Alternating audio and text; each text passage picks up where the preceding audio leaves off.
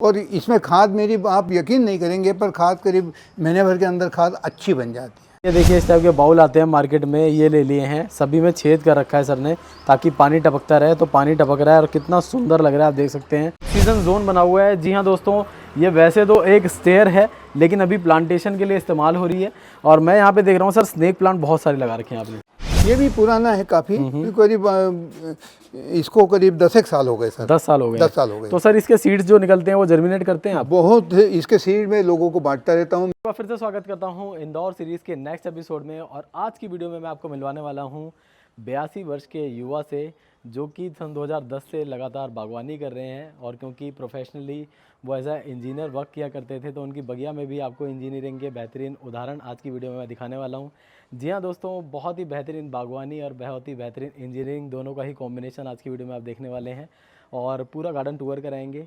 Ground floor से ही पौधों की स्टार्टिंग हो जाती है, लेकिन अभी मैं जहाँ टेरेस पे खड़ा हूँ उसके कहने ही क्या, एक से एक बेहतरीन जुगाड़ आपको दिखाने वाला हूँ। तो अगर आप भी करना चाहते हैं अपनी बागवानी, अपने गार्डन में जुगाड़, तो आज की वीडियो आपको ज़रूर देखनी चाहिए। और फर्स्ट टाइम चैनल बनाया तो आपको बताना चाहूँगा, अभी चल रही है चैनल पे इंदौर सीरीज़। हर दिन सुबह 10 बजे नए नए गार्डनर्स और गार्डन की वीडियो चैनल पे आती रहती है। आता हूँ भारत के कोने कोने में, कवर करता हूँ आप सभी के गार्डन। अगर आप भी बुलाना चाहते हैं अपने गार्डन तक, तो दी गई मेल ID पे कॉन्टैक्ट करें, मैं आपके गार्डन तक ज़रूर आने वाला हूँ। तो चलिए दोस्तों, बिना देरी शुरू करते हैं आज की वीडियो। संदीप जी, आपका स्वागत है। बहुत बहुत धन्यवाद, आप पधारे मेरे यहाँ। Thank you so much. तो फ्रेंड, फाइनली हमारे साथ है मिस्टर अरुण नाइक, जो कि बागवानी कर रहे हैं सन 2010 से और पेशे से रहे हैं इंजीनियरिंग। तो अपने गार्डन में भी अपनी इंजीनियरिंग सर ने दिखाई है और तरह तरह की चीज़ें आज आपको दिखाने वाले हैं। साथ ही में देखेंगे इनके पौधे और सर से जानेंगे किस तरह से बागवानी कर रहे हैं। सर, सबसे पहले तो ये जानना चाहूँगा, आखिर बागवानी में रुझान कैसे आया, कैसे शुरुआत हुई और कैसे ये सफ़र चल रहा है? बागवानी में रुझान तो बचपन से ही था, और परंतु जिस इन्वायरमेंट में हम बड़े हुए वहाँ ये जो दिमाग में जो स्वप्न था उसको पूरा करने का साधन कम थे। तो जब वो मिलना शुरू हो गए तब एकदम सारी जो आकांक्षाएं थी उनको फलीभूत करने के लिए ये मैंने काम शुरू किया। जब मकान बनाया तब दिमाग में बिल्कुल क्लियर था कि अपने को बागवानी करना है।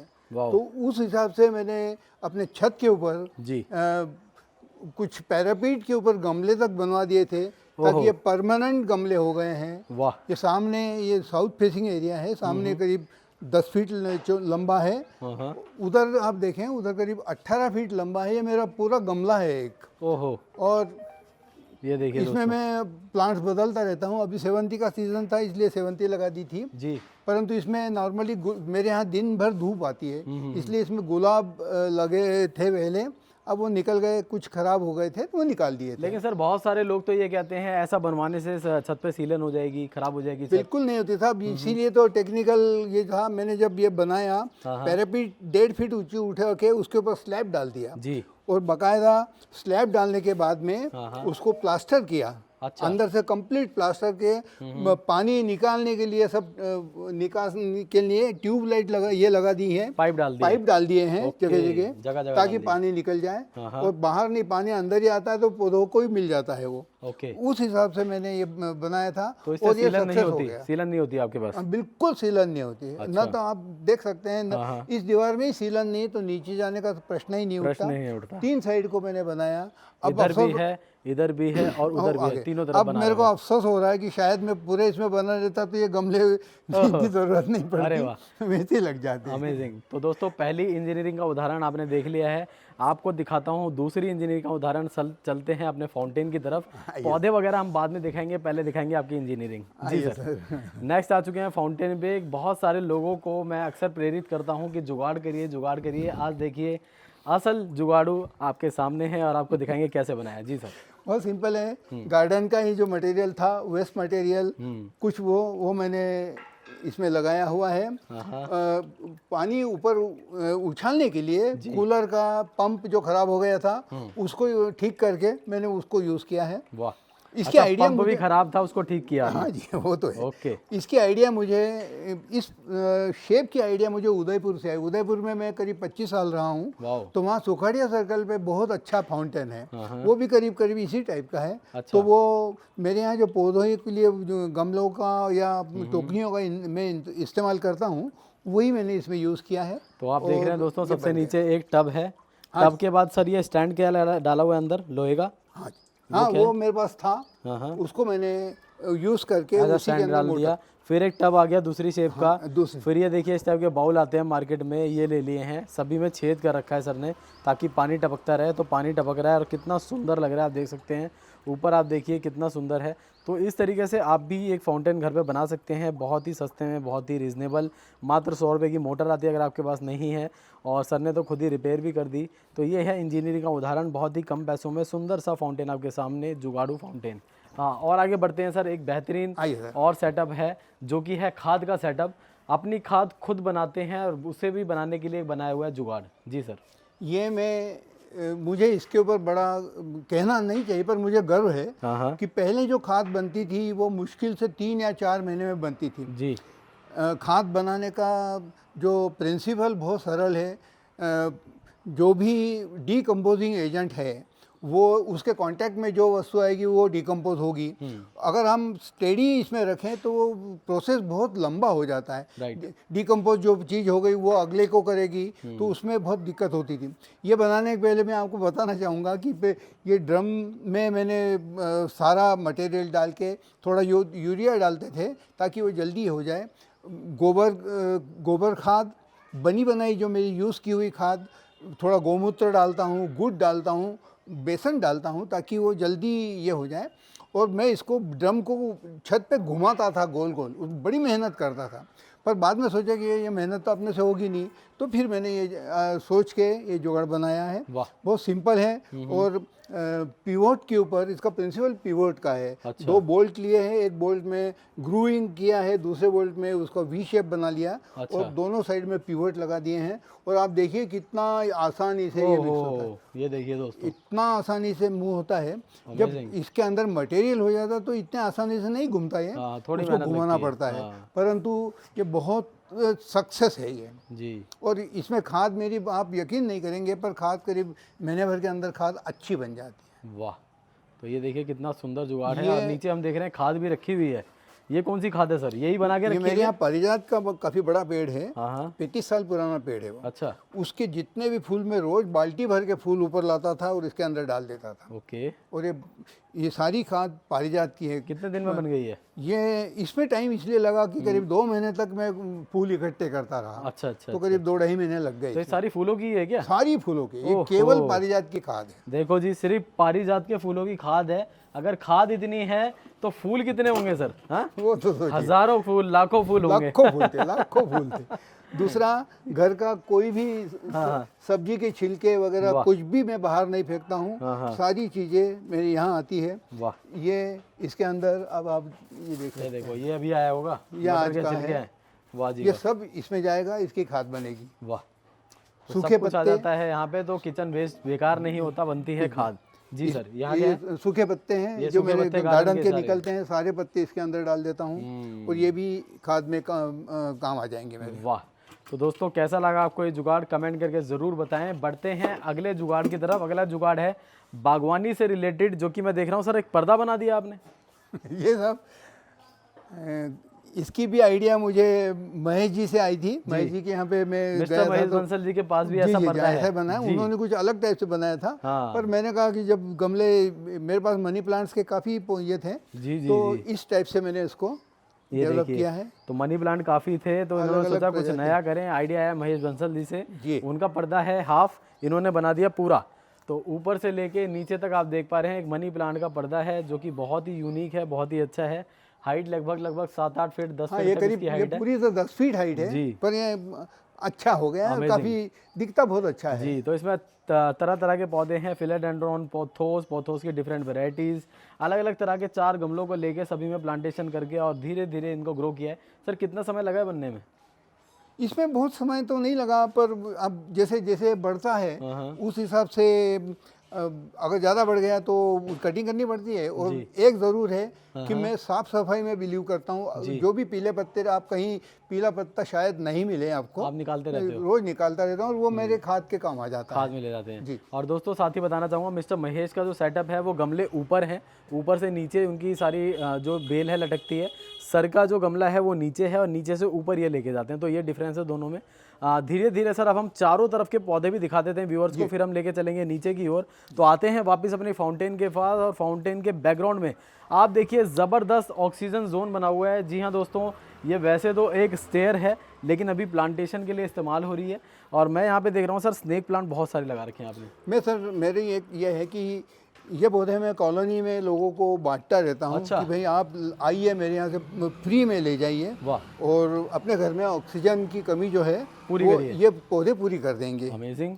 तो ये दोस्तों आप घर के अंदर भी लगा सकते हैं, बस ये है कि सेमी शेड में आपको रखना है, इनडायरेक्ट सनलाइट थोड़ी बहुत आती रहे तो प्लांट बहुत ही अच्छे से ग्रो करते हैं। अगर आपके घर में इनडायरेक्ट सनलाइट नहीं आ रही तो आपको टाइम टू टाइम पौधों को रोटेट करना होगा। 7 दिन 10 दिन में आप इसको बाहर ले जाएं और दूसरा पौधा अंदर लेके आ जाएं।